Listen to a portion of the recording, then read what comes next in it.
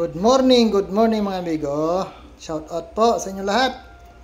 Sa lahat ng aking subscribers, to all my subscribers, thank you. Luto po tayo ng paksiw with vegetable. Karamihan po ang paksiw, wala pong gulay na nilalagay. Sa atin, maglalagay po tayo. Yan. Big shout out sa aking mga new subscribers mga amigo. Thank you, thank you. Sana all. A few moments later. So ayan, luto na ang ating paksiw with vegetable na gulay. Yan, English Tagalog.